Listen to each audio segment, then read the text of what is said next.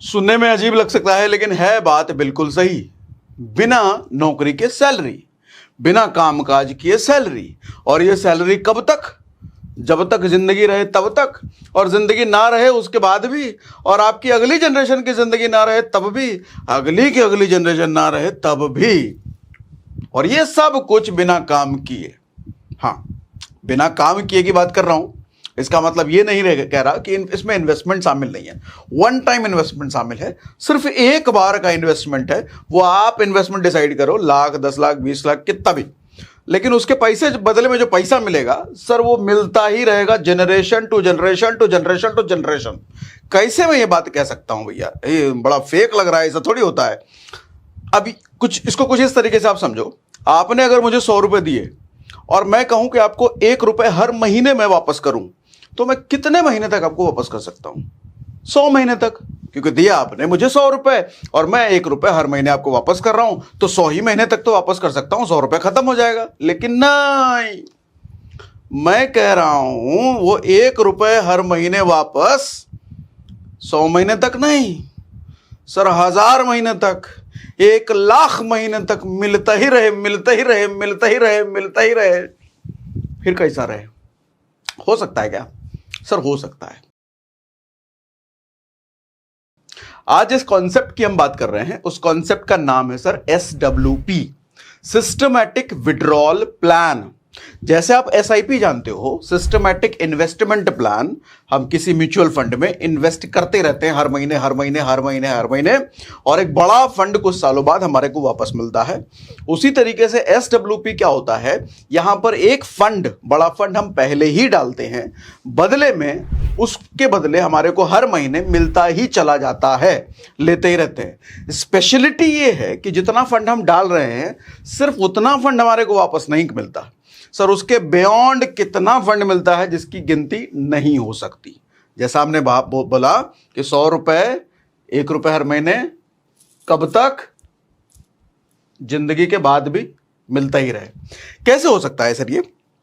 Sir ये होता कुछ ऐसे है कि जैसे इसको लमसम कहते हैं। पहले आपको लमसम इन्वेस्ट करते हो आप किसी, ये भी किसी म्यूचुअल फंड में ही होगा। जैसे SIP हम किसी म्यूचुअल फंड में करते हैं, SWP भी हम किसी न किसी म्यूचुअल फंड में ही करेंगे। सिस्टमैटिक विड्रॉल प्लान हम वो किसी म्यूचुअल फंड में ही करेंगे। किस तरह का म्यूचुअल फंड होना चाहिए वो भी आज ही के सेशन में हम बात करेंगे। कुछ ऐसा समझो सर, मान लो आपके पास कहीं से रिटायरमेंट फंड आया, या कहीं कोई LIC मैच्योर हो गई, या कहीं से फिरौती मांग के आए हो, कोई डकैती करके आए हो, किसी से लूटपाट करके लाए हो, तो एक पैसा इकट्ठा हो गया आपके पास, मान लो किसी तरीके से। हाँ, मजाक कर रहा हूं, 2 नंबर का काम नहीं करना, 1 नंबर के काम से कहीं से पैसा आया है, और मैं मान लेता हूं ये पैसा आया है आपके पास 50 लाख रुपए। ये फंड आप हिसाब लगा सकते हो, 50 लाख क्या 25 लाख भी कर सकते हो, 10 लाख भी कर सकते हो, 1 लाख भी कर सकते हो। एग्जाम्पल के लिए मैंने 50 लाख ले लिया। हम जानते हैं सर, स्टॉक मार्केट में अगर हम लंबे समय के लिए इन्वेस्ट करते हैं म्यूचुअल फंड में, इंडेक्स फंड में, तो लगभग 15% से ऊपर का रिटर्न हमें मिला है पास्ट रिकॉर्ड में। अगर हम इंडेक्स की बात करें, कई बार कई सेशंस में आपको दिखा चुका हूं मैं कि 2003 से लेकर 2023 तक का अगर आप इंडेक्स का डेटा देखो तो 15% annually, CAGR, compounded annual growth ratio, जो 15% से ऊपर का है। तो हम मान लेते हैं सर, अगेन 50 लाख रुपए पर अगर हम लमसम कहीं कर रहे हैं, लमसम किसी म्यूचुअल फंड में एक बार ये फंड इन्वेस्ट कर रहे हैं, और ये फंड मेरा हर साल 15% के रेट से ग्रो हो रहा है, और मैं विड्रॉ करूं सर हर साल 8% के रेट से, यानी कि 8%। अच्छा, क्यों मैं 8% बोल रहा हूं, ये भी इसका हिसाब किताब हम बात करेंगे। 8% लगभग होता है सर 4 लाख रुपए हर साल, और इसका मतलब होता है सर 33,000 रुपए हर महीने। अगर मैं 50 लाख रुपए किसी फंड में, किसी SWP फंड में इन्वेस्ट कर दिया, तो मैं 33,000 रुपए पर मंथ उठा रहा हूं। ठीक, आप मुझे बताओ सर, ये पैसा 15% से ग्रो होता रहेगा और ये 8% से मैं निकालता रहा, तो सर लगभग 7% अभी भी इसके पे लगातार जमा तो है ही ना। अच्छा, लमसम में भी जो हम पैसा इन्वेस्ट कर रहे हैं वो जिस फंड में लगा है, मतलब मार्केट तो ग्रो हो ही रही है, हम ये नहीं कह सकते ग्रो ही होती रहेगी हमेशा, ऐसा नहीं है। मार्केट अप डाउन होती है, नीचे भी होता है ऊपर भी होता है, नीचे भी होता है ऊपर भी होता है, लेकिन लंबे समय में हम जब देखते हैं 20 साल 25 साल में, तो हमारे को मार्केट ऊपर की तरफ ही जाता हुआ दिखता है। ठीक है, हम उस तर्ज पर बात कर रहे हैं। तो अगर हम देख रहे हैं कि 7% हर महीने फिर भी जमा है ही, तो सर हमारा फंड तो हमेशा ही पॉजिटिव में है, इस पर मेरे को इंटरेस्ट मिलता ही रहेगा। मैं जो निकाल रहा हूं कम ही निकाल रहा हूं। अच्छा, अब सवाल ये उठता है कि क्या मैं 8% के हिसाब से ही निकालूंगा? नहीं सर, ये हम चूज कर सकते हैं। 8% मैंने क्यों लिया? जनरली मैंने कुछ लोगों को सुना है जो कहते हैं कि 1% आपका जो इन्वेस्टेड फंड है उसका 1% हर महीने आप निकालो। यानी कि एक दूसरा एग्जांपल मैं 10 लाख का ले लेता हूं। 10 लाख का फंड अगर आपने लमसम करा तो उसका 1% होता है सर तकरीबन 10,000 रुपए। 10,000 रुपए हर महीने आप निकालो। लेकिन सर 1% अगर हर महीने आप विड्रॉ कर रहे हो तो साल का हुआ 12%। तो म्यूचुअल फंड ऐसा बड़ा मुश्किल होता है कि हर महीने हर साल आपको 12% से ऊपर का ही रिटर्न दे। CAGR लॉन्ग टर्म में अगर आप देखोगे तो 15 निकल आएगा, 12 से ऊपर निकल आएगा, लेकिन कई बार कुछ साल आपको 11 भी मिलेगा, 10 भी मिलेगा, 8 भी मिलेगा। ठीक है, तो मैं एक रेशियो, अच्छा रेशियो लेकर चलता हूं। अगर आपने ढंग के फंड में इन्वेस्ट किया है तो हर साल कम से कम 8 या उससे ऊपर ही रिटर्न देगा। लॉन्ग टर्म में तो 15 दे देगा, दे सकता है, लेकिन 8 से ऊपर देगा अगर अच्छा फंड हमारा है। तभी मैंने 8% लिया। 8% का मतलब होता है सर मंथली आपका जो इन्वेस्टेड फंड है उसका 0.66% या 0.5% ले लो, आधा % अगर हर महीने आप निकाल रहे हो, इट मींस कि 8% 7% के रेट से आप विड्रॉ कर रहे हो पैसा, तो आपका फंड हमेशा पॉजिटिव में रहेगा। पॉजिटिवली आपका फंड उधर मार्केट में ग्रो भी हो रहा है और आप विड्रॉ भी कर रहे हो। आप ही से मैं सवाल पूछता हूं सर, ये फंड आपका कब खत्म होगा?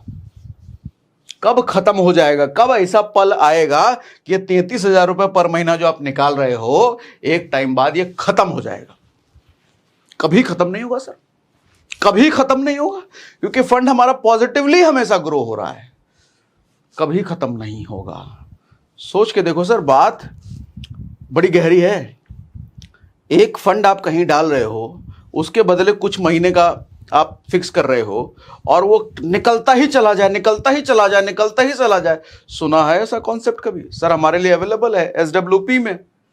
ठीक है, हालांकि जब हम म्यूचुअल फंड की बात कर रहे हैं तो इसके नेगेटिव पॉइंट्स भी आपको पता होने चाहिए। नेगेटिव पॉइंट्स जैसे ये मार्केट में इसका रिस्क, म्यूचुअल फंड से रिलेटेड रिस्क आपको पहले से पता है, हम कई बार म्यूचुअल फंड के सेशंस कर चुके हैं, उसको इग्नोर ना करें। हम जरूर यहाँ पे 7% प्लस लेकर चल रहे हैं, लेकिन ये कभी नेगेटिव भी हो सकता है, डाउन भी हो सकता है। ठीक है, लेकिन लंबे समय, बार बार बोल रहा हूँ, बार बार मैं लंबा समय इस्तेमाल करता हूँ क्योंकि लंबे समय में पॉजिटिव है। ठीक, इतनी बात समझ में आ रही है? अब इसके साथ हमारे को कई सारे मन में सवाल आए होंगे भी कि सर SWP है क्या? ये हम बात कर चुके हैं। टेक्निकली काम कैसे करता है ये मैं बात करेंगे। हाउ मच टू विड्रॉ, कितना हम विड्रॉ कर सकते हैं सर, ये आप ही डिसाइड करोगे। आप चाहो तो 15% भी हर महीने विड्रॉ कर सकते हो, लेकिन चक्कर ये है कि आपने अगर 15% हर महीने विड्रॉ करना शुरू कर दिया और मार्केट हर महीने 15% के हिसाब से ग्रो नहीं कर रहा है, तो आपका फंड जल्दी ही खत्म हो जाएगा। नहीं, 50 लाख रुपए आपने डाल दिया, कभी वो 11 से ग्रो हो रहा है, कभी 12 से ग्रो हो रहा है, कभी 10 से ग्रो हो रहा है, लेकिन आप तो कसम खा के बैठो हम तो 15 ही निकालेंगे 15% के हिसाब से, तो फंड आपका अनलिमिटेड टाइम के लिए नहीं जाएगा, कुछ ही समय में वो खत्म हो जाएगा, क्योंकि आपका जितना फंड है उसको आप खत्म करते चले जा रहे हो, चलते चले। ठीक, इतना समझ में आ रहा है ना? तो कितना विड्रॉ करना चाहिए सर? एक रेशियो जो मेरे हिसाब से है, ये कोई फिक्स नहीं है, हर कोई अलग अलग कहता है। कोई कहता है 1% मंथली निकालो, कोई कहता है आधा % मंथली निकालो। मैं कहता हूं सर आपके फंड का 0.6%, 0.7% निकालो, यानी कि 8% एनुअली विड्रॉल का ये आता है। इट्स गुड, अगर अच्छा फंड में आप इन्वेस्ट कर रहे हो। अच्छे फंड की डेफिनेशन हम बताएंगे, अभी आज ही बात करेंगे, तो ठीक है ये नंबर। बेस्ट फॉर हुम, किसके लिए ये बेस्ट है सर? सर ये बेस्ट है उनके लिए जो कि अपना रिटायरमेंट प्लान कर रहे हैं, या फिर जो रिटायर हो चुके हैं, रिटायरमेंट फंड मिला है तो बहुत बढ़िया है। तो मतलब जो लोग रिटायरमेंट प्लान कर रहे हैं, रिटायर हो चुके हैं, उनके लिए ये बेस्ट है। देखो एक चीज समझो, अगर आपको मोटा वेल्थ बनाना है, बड़ा वेल्थ, तो बड़ा वेल्थ बनाने के लिए तो SIP ही है, क्योंकि आपका पैसा वहां डाला पैसा बढ़ रहा है, बढ़ रहा है, बढ़ रहा है, आप डाले जा रहे हो, डाले जा रहे हो, लेकिन ये विड्रॉल है। तो वहां इन्वेस्टेड अमाउंट कम है, तो वहां यहां वेल्थ नहीं बनेगा। ये आपका डाला हुआ वेल्थ अनलिमिटेड टाइम तक हो सकता है आपको देता रहे, हाँ, लेकिन ये वेल्थ बना के नहीं देगा। एक मोटा वेल्थ तो आपको एसआईपी ही बना के देगा। ठीक, विच टाइप ऑफ फंड, किस तरह के फंड में हमारे को इन्वेस्ट करना चाहिए सर? अगेन इसके लिए एक बार technical working of SWP, technically ये काम कैसे करता है, कैसे होता है, वो भी समझा दूंगा। फिलहाल इस सवाल का जवाब हम देते हैं, किस टाइप के फंड में।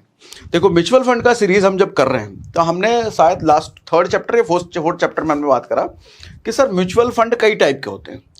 तो मैं कहता हूं सर, हाइब्रिड टाइप का अगर आप फंड लेते हो, इक्विटी फंड जो पैसा आपका स्टॉक मार्केट में इन्वेस्ट करते हैं, वो भी हाइब्रिड टाइप का ग्रोथ प्लान अगर आप लेते हो तो ये अच्छा माना जाता है। क्योंकि मैं अभी गूगल पर भी सर्च कर रहा था, आपको करके दिखाता हूं। मैं अगर यहां पे लिखता हूं sir, top performing SWP funds, sorry, top performing SWP mutual funds, और मैं ये पहली लिंक जो आ रही है इसी को खोल देता हूं। तो इसी को लिंक में देखो सर, जो फंड आ रहे हैं, पहला इसने दिया है एसबीआई इक्विटी हाइब्रिड फंड, ठीक है, ICICI Pru equity and depth hybrid equity, India hybrid equity, ठीक है। तो कहने का मतलब सर, हाइब्रिड फंड क्या होते हैं? मिक्स टाइप के। वो सिर्फ और सिर्फ आपका पूरा पैसा स्टॉक मार्केट में ना डाल करके थोड़ा इधर उधर भी करेंगे, थोड़ा गोल्ड में डाल देंगे, थोड़ा इधर थोड़ा उधर। तो हाइब्रिड मतलब एक ही नस्ल का ना, 2-3 नस्ल का मिक्स, उसको हम कहते हैं हाइब्रिड, ठीक है। तो इक्विटी, डेथ फंड क्या होता है? थोड़ा सेफ एंड सिक्योर है वो। इक्विटी है तो थोड़ा अच्छा रिटर्न देगा। ग्रोथ प्लान जरूर देख लेना, ग्रोथ हो तो ज्यादा अच्छा है, ठीक है। तो इस तरह के आपके फंड होने चाहिए। देखो, म्यूचुअल फंड इतना दुनिया भर का म्यूचुअल फंड है ना कि ढूंढना म्यूचुअल फंड बहुत मुश्किल है कि कौन सा फंड अच्छा है। तो मेरा तरीका ये है, तो गूगल पे पूछो भैया टॉप परफॉर्मिंग म्यूचुअल फंड या टॉप परफॉर्मिंग एसडब्ल्यूपी फंड।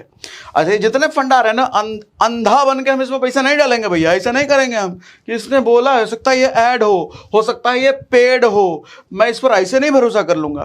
तो हमने लास्ट सेशन में बात किया था, जो भी फंड यहाँ पे नाम है, हम उसको नाम को लेकर के जाएंगे सर टिकर टेप पे, ठीक है। टिकर टेप का एग्जाम्पल, कोई पेड प्रमोशन वगैरह नहीं है भैया, जस्ट एक अच्छा टूल है, तो हम बता देते हैं। हमारे को ये खोल जा भैया, स्लो चल रहा है क्या? खैर मारो गोली। तो टिकर टेप पे इस सारे फंड को हम चेक करेंगे भैया, जो हमारा बही खाता सब बढ़िया बनाएगा, एक्सपेंस रेशियो वगैरह वगैरह सब कुछ हमने लास्ट सेशन में बात किया, वो सब हम चेक करेंगे एक एक फंड का। जो बेस्ट लगेगा हमको, हम उस फंड में पैसा डालेंगे। वेबसाइट पे भरोसा मत करना, पैसा सो दे करके नाम टॉप पे दिलवाने का होता है, तो ऐसा नहीं कुछ भी कहीं भी डाल दिए। अपना बुद्धि लगाना है, एनालाइज करना है टिकर टेप पे जाकर के, ठीक। इतनी बात समझ में आ रही है।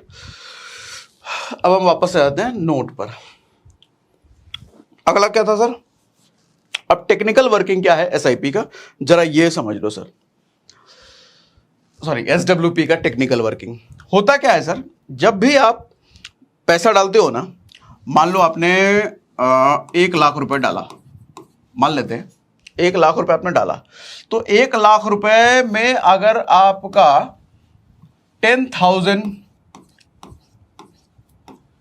यूनिट आपको मिल गया म्यूचुअल फंड का। ये यूनिट क्या होता है? जब आप पैसा लगाते हो ना, मंथली म्यूचुअल फंड में एसआईपी करते हो, एसडब्ल्यूपी करते हो, तो आपको म्यूचुअल फंड के यूनिट्स असाइन होते हैं, कुछ यूनिट मिलते हैं। जैसे स्टॉक में नंबर मिलता है ना, 1 स्टॉक 2 स्टॉक मिल गया, यहां पे यूनिट मिलते हैं, ठीक है। इस यूनिट के बेस पे निकल के आता है sir NAV, net asset value. उस यूनिट की नेट एसेट वैल्यू, उसकी वैल्यू क्या है। तो 1 लाख का अगर हमारे को 10,000 यूनिट मिला है, मान लेते हैं हम, तो 1 लाख डिवाइडेड बाय 10 के 10,000, तो सर कितना निकल के आता है? सॉरी, के नहीं होगा, 10। तो हमारे 1 यूनिट की एनएवी हो गई सर 10 रुपए। ठीक है, NAV 10 रुपए हो गई 1 यूनिट की, तो हमारे को मिला हुआ है सर 10,000 यूनिट 1 लाख रुपए में, हमने ये मान लिया। अब होता क्या है, ये जो यूनिट है सर आपको घटते बढ़ते रहते हैं। मान लो आपने बोला कि मेरे को 5,000 रुपए निकालना है हर महीने, 5,000 रुपए, तो सर 5,000 रुपए निकलेगा कैसे? 10 रुपए का 1 यूनिट है, तो 500 यूनिट बेच देगी वो म्यूचुअल फंड वाली कंपनी, जिधर भी आपने पैसा लगाया होगा। 500 यूनिट बेच करके आपको 5,000 रुपए दे दिया उसने, ठीक है।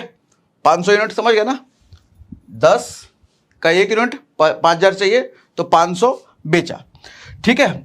तो लेकिन होता क्या है कि 500 यूनिट बेचना पड़ा आपको 5,000 रुपए देने के लिए। कई बार क्या होगा, अगर NAV बढ़ा 10 रुपए का 12 रुपए हो गया। NAV कैसे बढ़ता है? म्यूचुअल फंड के परफॉर्मेंस के बेस पे। म्यूचुअल फंड का परफॉर्मेंस 12% है, तो हो सकता है 10 रुपए NAV हो। म्यूचुअल फंड का रिटर्न 13% चला गया, हो सकता है 11 रुपए NAV हो जाए। म्यूचुअल फंड का रिटर्न 15% चला गया, हो सकता है NAV की वैल्यू और 12-13 रुपए बढ़ जाए।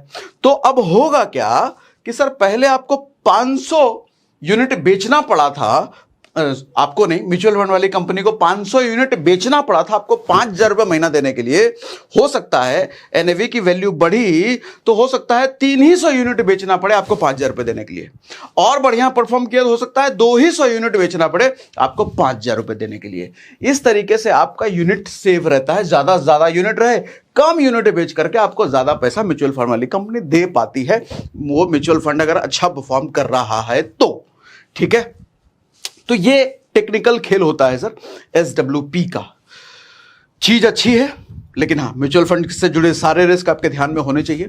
कहते भी है mutual fund are subject to market risk, लेकिन हाँ, अगर सब अच्छा चलता है, जैसा म्यूचुअल फंड का पास रिकॉर्ड के बेस पे अगर हम अच्छे फंड में इन्वेस्ट करते हैं, तो एक बहुत अच्छा टूल है, जनरेशन टू जनरेशन मंथली पैसा मिलता ही रहे उसको जनरेट करने का। उम्मीद करता हूं मैं समझा पाया आपको SWP के बारे में। कुछ सवाल होता है तो कमेंट बॉक्स में लिख के जरूर बताइए, आगे के सेशन में मैं पिक कर लूंगा उसको।